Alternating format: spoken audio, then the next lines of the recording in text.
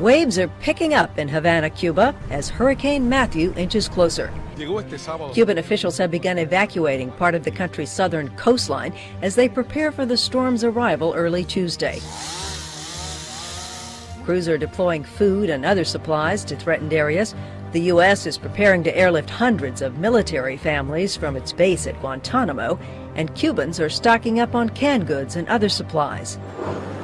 Meanwhile, preparations have slowed in Jamaica now that the worst of the storm is expected to pass it by.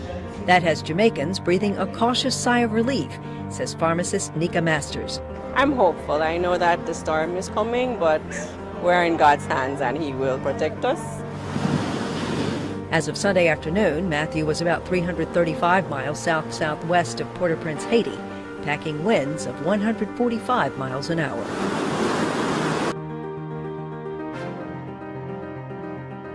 San Andreas Fault isn't just an action movie plot device. It is a live and active fault line in Southern California, and many scientists believe that it's about to rupture.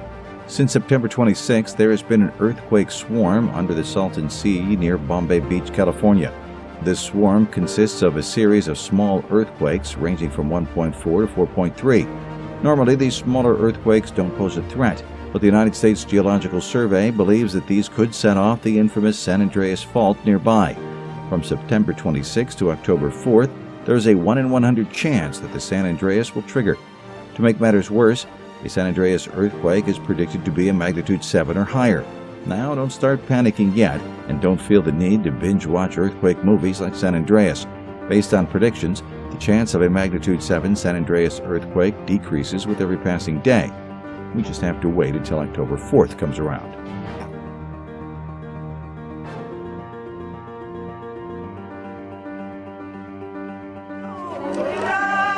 It started as an annual religious festival to celebrate the Thanksgiving holiday of Ethiopia's Oromo people in the town of Bishoftu, south of the capital, Addis Ababa. But it turned into a protest against the government, with crowds preventing community elders, considered allies of the ruling coalition, from delivering their speeches at the festival. When police fired tear gas and warning shots to disperse the demonstrators, it turned into a stampede. Witnesses say some members of the crowd plunged into a deep ditch. Opposition leaders said at least 50 people were killed. The government didn't give a precise death toll, saying only that lives were lost and some were injured. The ruling Ethiopian People's Revolutionary Democratic Front blames rebel groups and dissidents abroad for stirring up protests like this one, which flared in 2014. The opposition accuses the government of suppressing political opponents and clamping down on free speech. Virginia Hale for Breitbart reports that Facebook revealed that within the last month, it deleted 100,000 posts by German users for containing hate. My friends, this is the beginning of the scrubbing of anything you consider free speech.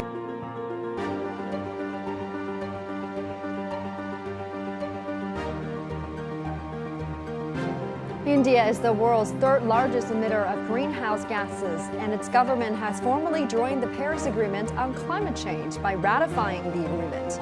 The country has emphasized on its commitment to the objectives that were made at last December's summit. The Indian government Environment Ministry says the nation will focus on technology transfer and finances to meet the demands of developing countries. So this is heading into 3 miles. That's Marcus Garvey Drive. That's not a river, people. That is the road. So a lot of traffic in 3 miles. As you can see, a lot of water on this side of the road. Not sure why the police is allowing traffic to really go through or go on that side, because it's just not good. A crowd of about 200 activists gathered to march through the main stretch of El Cajon, California on Saturday. This is the 5th day of protests following the police shooting of an unarmed black man in an encounter captured on video. Police in the San Diego suburb released 2 videos of the shooting on Tuesday of 38-year-old Alfred Olongo. 2 police officers approached Olongo after receiving calls about a mentally unstable man outside of a strip mall. No gun was found at the scene of the crime.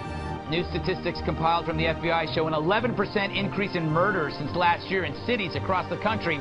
Cities like Chicago and Los Angeles saw approximately 24,000 violent crimes each last year. Violent crime also rose in Baltimore and St. Louis.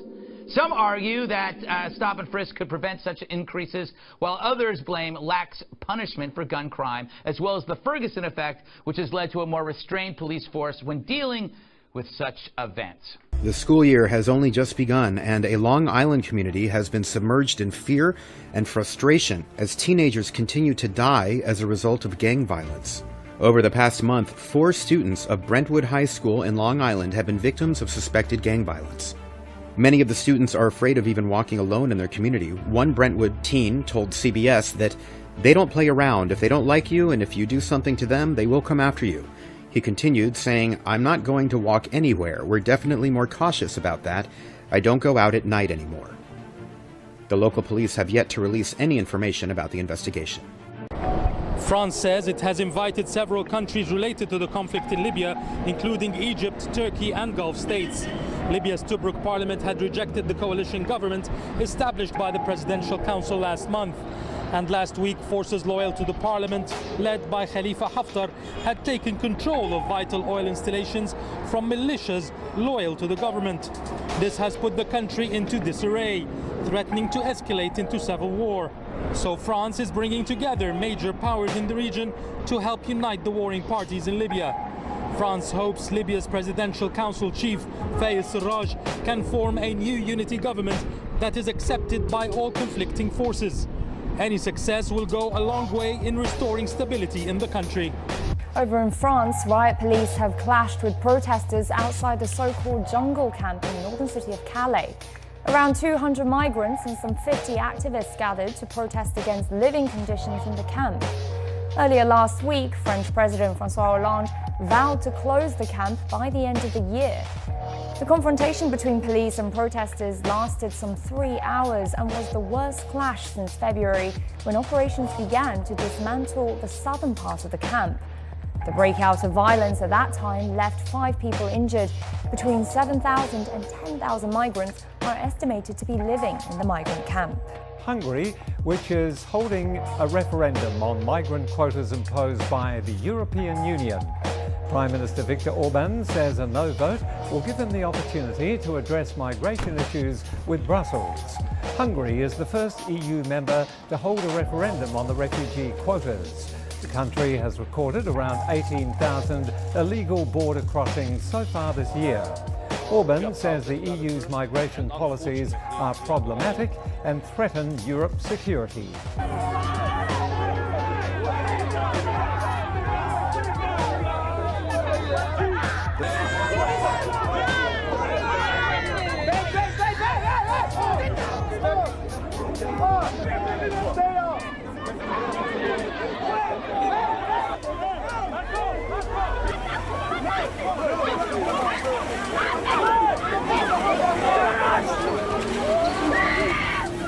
The Hungarian government has tried to guarantee success in this vote, spending many millions on its campaign against refugee quotas set by European Union leaders in Brussels. The billboards reading, "Take no chances," imply any refugee could be a terrorist. This echo of Donald Trump in the US presidential campaign has been deliberately pushed by Prime Minister Viktor Orban as a defense of Christian European values. We lose our European values and identity the way frogs are cooked in slowly heating water. Quite simply, slowly, there will be more and more Muslims and we will no longer recognise Europe. The vote isn't legally binding, but a win for Mr. Orban would be extremely serious for the idea of European unity over the refugee crisis. Hurricane Matthew finally took its long-anticipated turn to the north. On Sunday, it churned across the Caribbean toward Haiti and Jamaica. Residents are frantically stocking up on emergency supplies, and authorities urged people to evacuate threatened areas. Matthew was one of the most powerful Atlantic hurricanes in recent history and briefly reached the top classification, Category 5, becoming the strongest hurricane here since Felix in 2007. After passing Jamaica and Haiti, Matthew is expected to reach Cuba late Monday. to shoot an unarmed kid that says he's unarmed. And y'all shoot him 4 times in the back afterwards. Witnesses told CBS Los Angeles that police officers have killed another black man. They say 18-year-old Carnell Snell Jr. was shot as he ran away from authorities. Police say they saw Snell driving what they thought was a stolen car. The car didn't stop when they ordered it to, so the officers chased it. Police chased Snell after him, and another person ditched the car. They shot him 5 times when they caught up with him. Protesters gathered in the city after news of the shooting. This is the 3rd fatal police interaction black men have had in Southern California in the last week, following the notable death of Alfred Olongo in El Cajon. The number of people on the move smashed records on the first day of the National Day holiday, which this year marks the 67th anniversary of the founding of the People's Republic of China. There was a huge spike in the number of cars on the road, taking advantages of the toll-free holiday special. In Shanghai, one 10-kilometer stretch of highway ground to a complete standstill. In Guangzhou, it was tough luck for 47 tourists hoping to travel to Thailand. The plane took off, but without them. They were stranded at the airport because their guide was stuck in traffic, and he had all their passports with him. At 8:30, the tour guide said calm down, saying that they would come, but after 8:30, they all turned off their cell phones. The tour guide said when he took the shuttle bus to the airport, he was taken aback. It normally takes over 2 hours. Yesterday I was on the bus from 2 p.m. to 10 p.m., over 7 hours.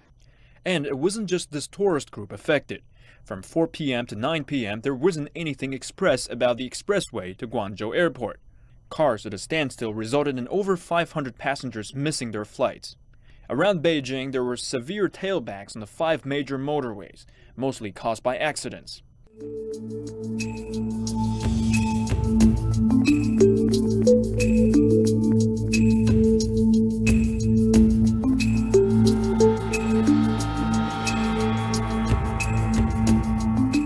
You can't underestimate the importance of it. And this is one of the unique weapons in America's arsenal. The Chinese don't have it, the Russians don't have it. To the best of our knowledge, nobody in the world has something like this.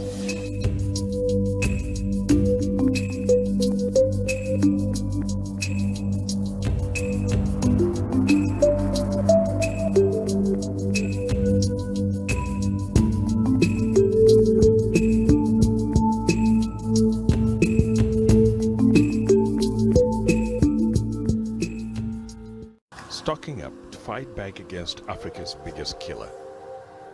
A truckload of anti-malaria drugs is offloaded to immunize hundreds of thousands of children. In the rural community of Tangaza, a town crier mobilizes the community to bring the children forward. Piles of garbage can be seen clogging up streets in at least 46 municipalities across Lebanon. The rivers of trash returned just 6 months after the long-running trash crisis appeared to be over. In March, the government announced a temporary 3-year plan that included reopening 2 landfills and promised to build new recycling facilities and a waste treatment plant. But most of those promises have not been met, and not only is public anger growing, so too are doctors' concerns. A few municipalities have launched their own recycling initiatives, but many others have resorted to burning their rubbish, often in residential areas. Recent environmental studies have found air contamination in these neighborhoods are typically 400 times worse than pollution in industrial areas, and the rates of bacterial and viral infections have gone up by 30% over previous years. At least 1 person has been found dead and 2 others injured after a landslide buried 2 buildings in Longnan City in northwest China's Gansu province. That happened this morning. A search and rescue operation is underway, and it's feared that the number of casualties may rise. Authorities say one of the buildings was vacant, but they have not yet confirmed the exact number of people in the other. A veteran returns from a tour overseas only to be attacked by a suspected terrorist right here at home. The California man saying he was on his way to play golf when another driver intentionally crashed into his car at 100 miles an hour. According to a police report, he was angry about Donald Trump's improper treatment of minorities, and the crash was done in the name of Allah. The FBI is now on that case. I used to be like a piece of white paper with nothing professional on it, but now I'm well trained and I'm very proud. Cao Yang is just one of the more than 1,000 soldiers who saw the infantry brigade they used to serve transformed into a special operations force in 2013. It's part of China's military reforms to build up a stronger land force. It's hard to believe that an ordinary infantry unit managed to transform into a special ops force in just 3 years. And what's even surprising is that they did not have any specific training methods to rely on. So the question is, how did they do it? China's CTE Corporation is launching a new kind of technology using fiber optic cables that will mean better and more secure internet connections. The firm has unveiled the world's first quantum encryption transport technology based on an optical transport network, also known as OTN. Well, ZTE says the innovation will mean the transmission of data with fiber optic cables will be more efficient, secure, and reliable. The Shenzhen-based firm is one of the world's biggest players in telecommunications. Behind the barbed wire and chain link fences are the thousands who reached the island of Lesbos from Turkey. Moria camp has been overflowing with migrants and refugees and with desperation. Inside the camp, fighting breaks out almost daily.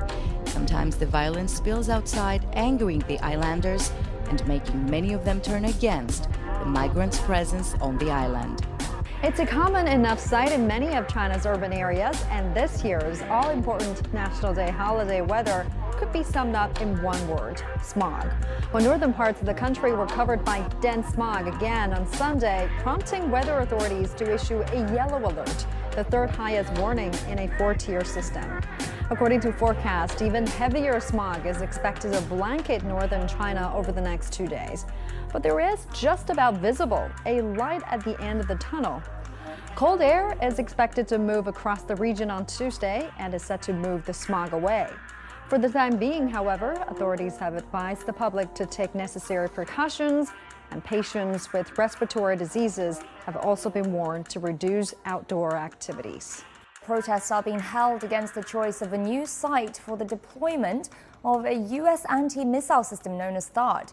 This comes after the Ministry of National Defense designated a golf course in Seongju County as the new location on Friday. The original plan in July at an artillery base in the region also triggered continuous protests. The new site is about 18 kilometers away from the center of Seongju County, but the 156 residents of a nearby village say they will be severely affected and they will continue to fight against the deployment. Our village is within 2 kilometers of the golf course.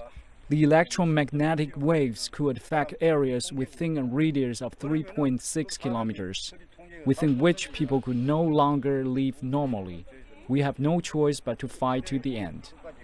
The Syrian army, backed by allied fighters, has taken control of factories in the northern province of Aleppo as part of a wide-scale offensive against rebel-held areas. A military source has told the Xinhua news agency that military forces captured the industrial area of Shakif in the northern countryside. This further secures Castello Road, which was the only supply route to rebel-held areas in eastern Aleppo. Russia on Sunday said its Foreign Minister Sergei Lavrov and US Secretary of State John Kerry had spoken on the phone about the situation in Syria. It happened in Corona off of US 6. Matt Smith says part of the wetland belongs to his brother. Both are upset because of the damage to the property and all the fish that were killed. Smith says crews started working on the drains about 2 weeks ago. County officials told us today the bank of the wetland washed out during work, while Smith says it was dug out by crews, drying up the pond. They drained all this wetland and they've killed a lot of fish. A lot of fish have went down the stream or down the drain and are now headed on their way. You got dead fish, you got pollutants from decaying fish. Officials from DeKalb County's Drainage Board weren't available for an on-camera interview today, but told me a device that will regulate the water will be installed next week. After that is in place, the wetland will fill back in with water. I've never seen clouds form in layers.